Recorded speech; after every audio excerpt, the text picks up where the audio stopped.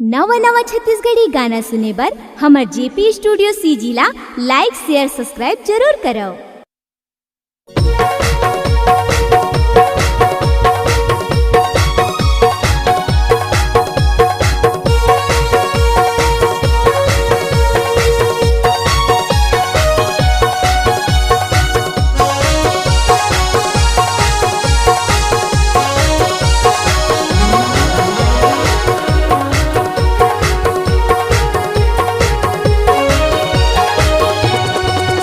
लूटो बेटा चलवा ले वो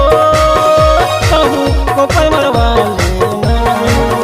लूटो बेटा चलवा ले वो कहूँ को पर मरवा ले तोर खेत में वो दल दल रानी थरहा लगवा लेना तोर खेत में वो दल दल रानी थरहा लगवा लेना।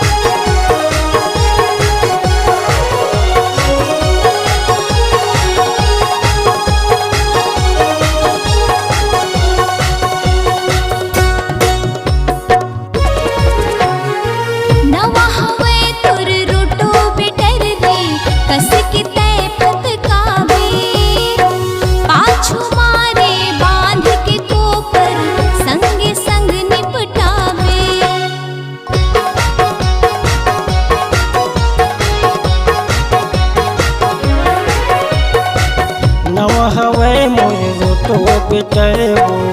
कसके फतका पाछू मावो बांध के गोपर संगे संग निपटा नखा बनवा ले वो मुही बनवा लेना नखा बनवा ले वो मुही बनवा लेना।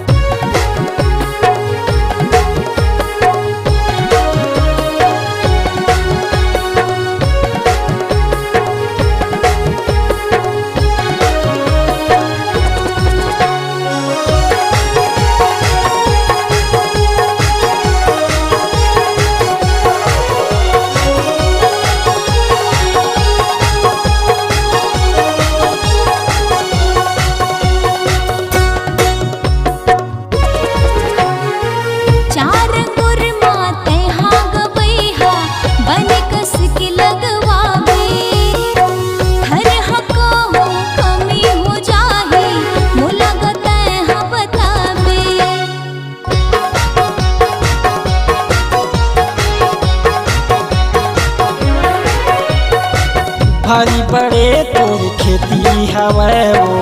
लंबा पाही जाही ओचकू बोचकू संगे महावे गच्चा गच्चे लगाही लखड़ मरवा ले वो कहूँ मिलिया मरवा लेना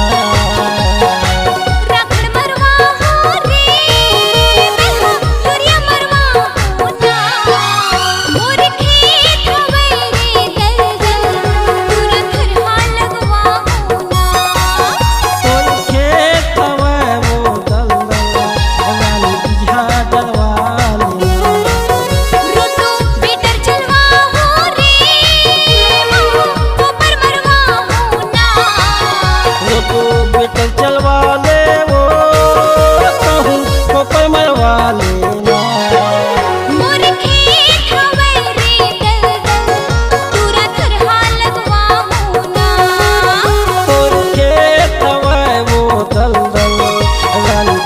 लागल